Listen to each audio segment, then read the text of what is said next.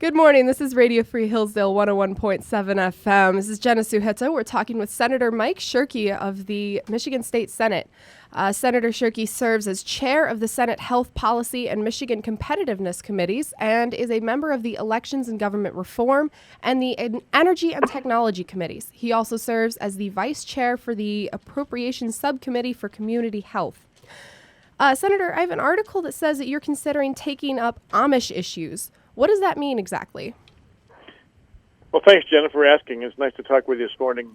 This was initiated properly by increasing a growing number of constituents in both Hillsdale and Branch counties, asking about what can we do about, A, the safety concerns with Amish vehicles being mixed with vehicular traffic on roads, and B, the damage that they purportedly put onto roads. And so, different than many of my colleagues, I often, in fact, almost exclusively start with trying to define what the problem really is before jumping to solutions.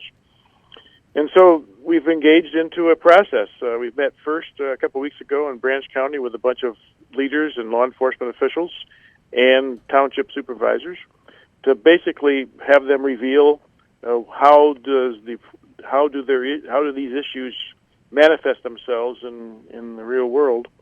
We try very hard to avoid talking about solutions, but it's hard to do that because people want to jump there and offer their ideas.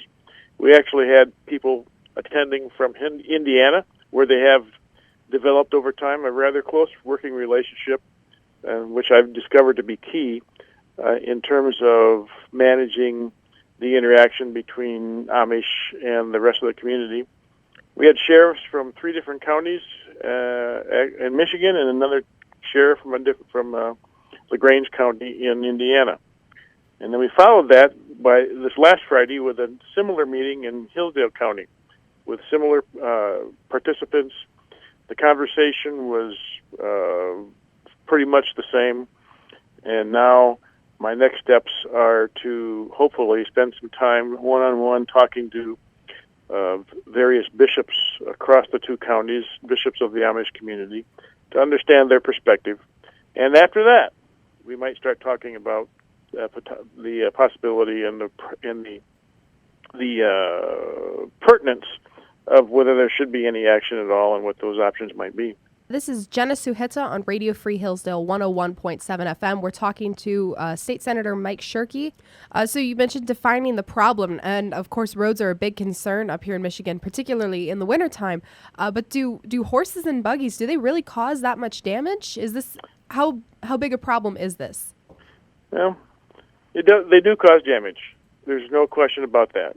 And you can see any objective person that takes a Sunday afternoon drive in southern parts of both of the counties we've talked about can see the damage with clear evidence.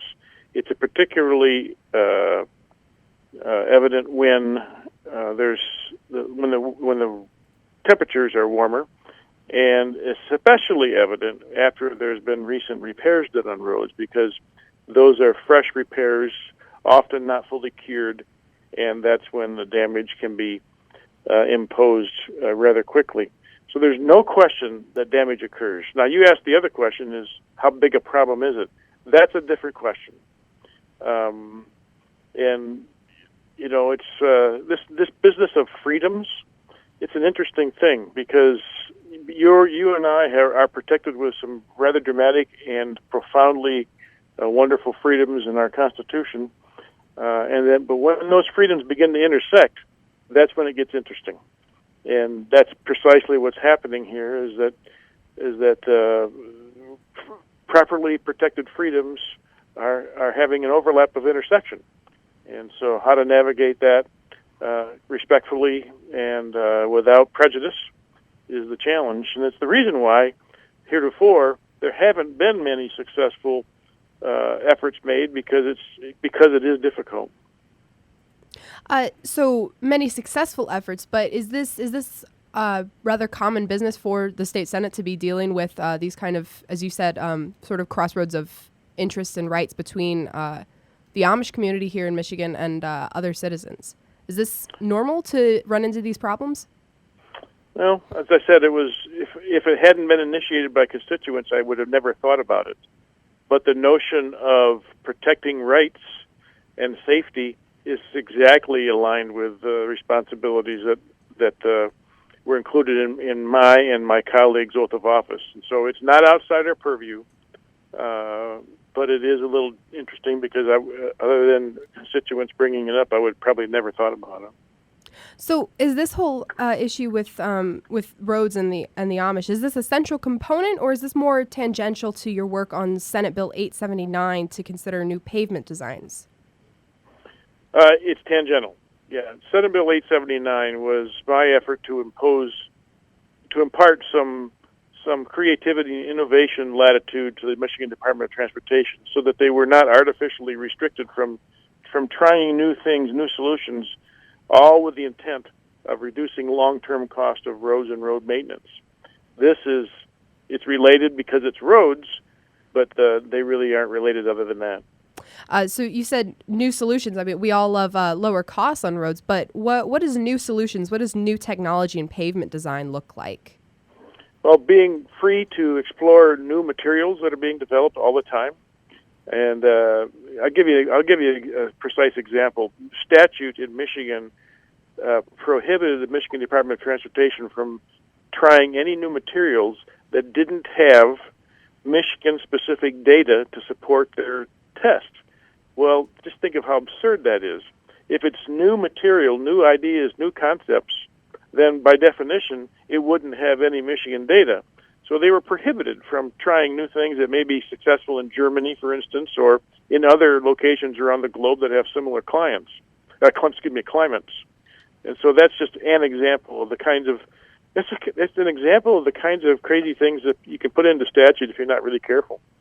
This is Jenna Suhita on Radio Free Hillsdale 101.7 FM. We're talking to State Senator Mike Shirkey. So I'm actually a little new to following the state Senate, but can you tell us more about the Michigan Competitiveness Committee that you chair? What is that exactly? I'd be delighted to. Thank you for asking.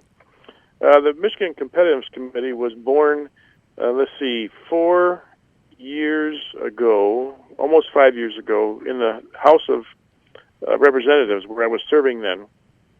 And to be very blunt and very transparent with you, it was at that time the current serving Speaker of the House's solution to my disappointment for not receiving a chairmanship of a different committee, which I will not name.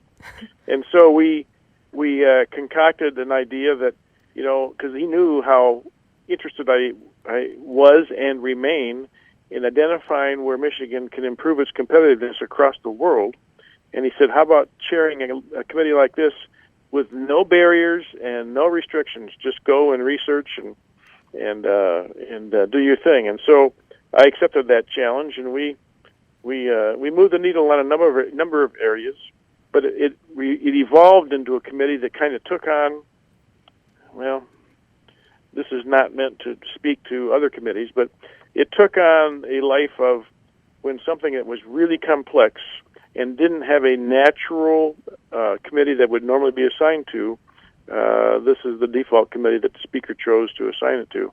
That reputation and that concept carried on then to the Senate when I was privileged to be elected by the people in the 16th Senate District. And the Senate Majority Leader said, we like what you've done, we like what this stands for, and so would you like to continue this committee in the Senate? And I said, absolutely, yes. So it's a catch-all committee for complex issues that don't have a natural, obvious place for them to be assigned to. I'll give you an example, current example.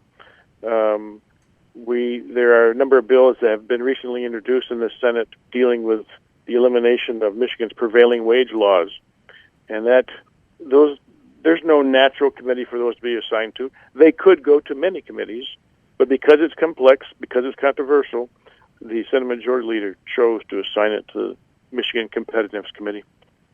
That's very interesting. Thank you. This is Jenna Suhita on Radio Free Hillsdale 101.7 FM. We're talking to State Senator Mike Shirkey about issues in the state Senate in Michigan right now. So maybe it's a little strange for a 19-year-old to say this, but there are actually a lot of interesting things happening in the Michigan State Senate. And first and foremost, perhaps on the minds of some of our citizens, is the possibility of cutting state income taxes. Do you support this? Absolutely. I think I'm a big believer in freedom. I was one of the main proponents and on the tip of the spear when we implemented labor freedom, aka right to work. And I think eliminating income tax is the next level of the type of freedom that we need to instill in not just in Michigan but across the nation.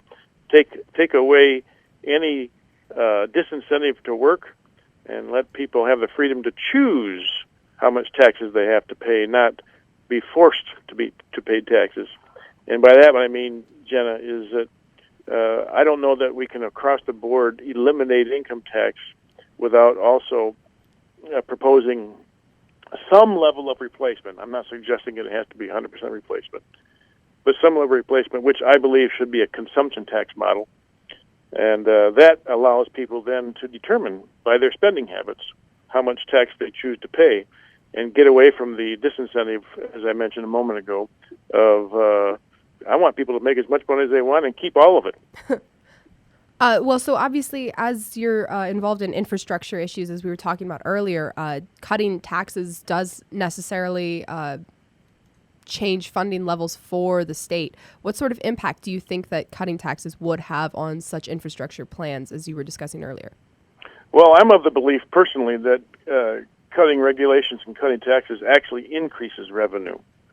So I don't know that there may be a short-term revenue issue, but long-term, I believe creating environments where there's more freedom, where people can keep more of the money and then choose how to spend it, will actually result in more economic activity and frankly, freeing up more funds for things like infrastructure. We have recently passed, and you may already know about this, but we passed laws last year regarding transportation and road funding, and we increased some registration fees. We increased, the gas tax at the pump, which was implemented in January of this year. So, those are underway, and but all in all, I believe that eliminating things like income tax will not, in the long run, will generate more economic activity, not less. Well, very good. That sounds excellent. Senator, thank you. Thank you for being with us today. This is Jenna Suhitsa on Radio Free Hillsdale 101.7 FM. Thanks for listening. Pleasure talking with you, Jenna. Thank you, Senator.